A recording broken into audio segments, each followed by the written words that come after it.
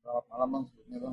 Ya mengenai berita yang sedang viral nih bang, ada seorang ibu membunuh anaknya dengan cara menenggelamkan anaknya. Lalu ada lembaga perlindungan anak dan ibu mengatakan bahwa itu adalah Anak dan wajar. perempuan. Iya, itu mengatakan dia adalah perlakuan yang wajar karena ibu itu sedang dilanda psikolognya. Gimana menurut pandangan hukum? Kalau menurut saya, pendapat hukum saya, itu bukan hal yang wajar. Karena orang yang melahirkan di dunia ini kan bukan cuma dia, banyak banget orang yang melahirkan, ya kan. Nah, tidak seperti itu sebenarnya. Tetapi untuk case-case tertentu terhadap orang tertentu memungkinkan terjadi seperti itu apabila memang dia terhadap diri dia sendiri terdapat gangguan jiwa maupun gangguan psikologis gitu loh. Nah, inilah yang perlu di-assessment oleh psikolog, sampai sejauh mana gangguan itu bisa mempengaruhi pribadi dia sehingga dia tidak sadar melakukan perbuatan seperti itu. Nah, sepanjang dia sadar, dia tetap kena pasal pembunuhan. Tergantung nanti penyidik menggali sampai sejauh mana niat dia melakukan pembunuhan itu. Apakah datangnya tiba-tiba atau seketika, ataukah memang dia sudah punya perencanaan sebelum-sebelumnya.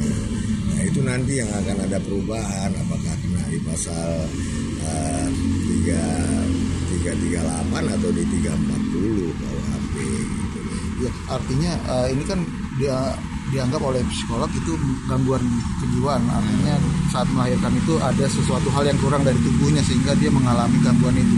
Nah, itu tetap diproses secara hukum atau gimana? Nah, itu psikologis. Nah, makanya di asesmen psikologisnya nanti ketahuan sampai sejauh mana efek gangguan psikologis itu mempengaruhi dia sehingga dia melakukan tindak pidana itu. Kalau seandainya dari segi psikologis itu tidak terlalu berat, artinya ada perhitungannya itu. Nanti apabila tidak terlalu berat mempengaruhi kejiwaan dia, ya berarti dia bisa dihukum. Ya, ada lagi dari sudut pandang kata-kata netizen bahwa itu dianggap sebagai tindakan seorang psikopat. Nah, apakah psikopat itu juga bisa dihukum? Iya, psikopat itu kan dia sudah menaun itu biasanya kalau psikopat ya.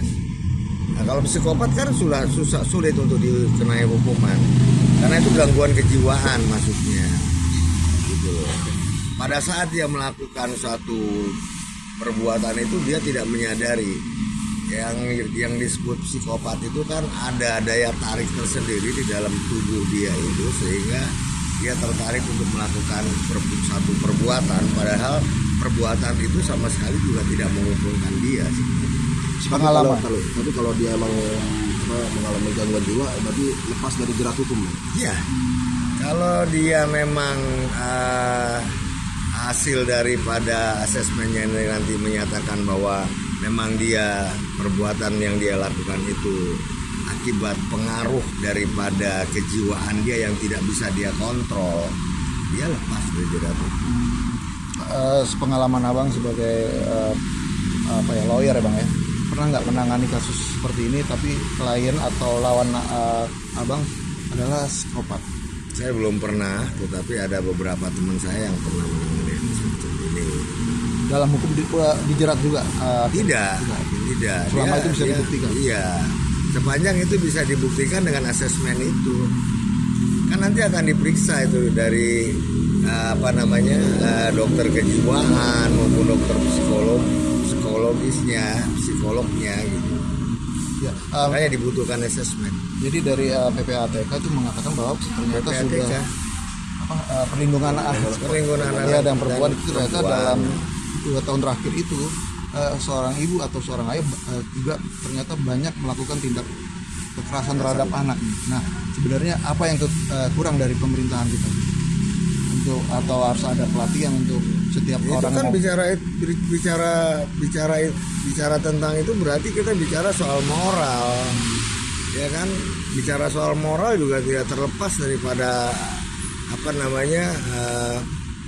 agama yang dianut mereka masing-masing, sampai sejauh mana dia bisa menjalankan prinsip-prinsip yang ada dalam agama yang dianut itu. Semuanya kan menentukannya di situ. Atau pemerintah harus membuat satu lembaga untuk suatu pendidikan calon ayah dan ibu atau gimana? Nah, nggak sampai sejauh itu juga, karena kan umumnya ya ayah dan ibu itu normatif aja kan, hidup seperti biasa.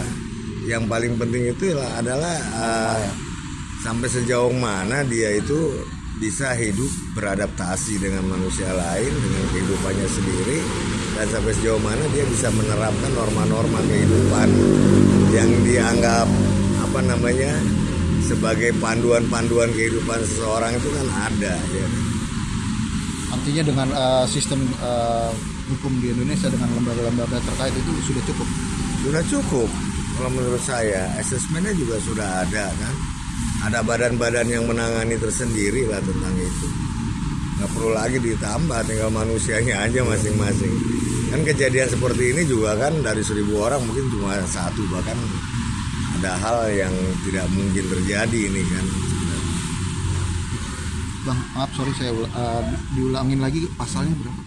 Pasal 338 340. 38 Ya kalau berencana ya berarti 340. Kalau pembunuhan biasa berarti 338. Ancamannya ya ancaman pidana pembunuhan lah di atas 12 tahun.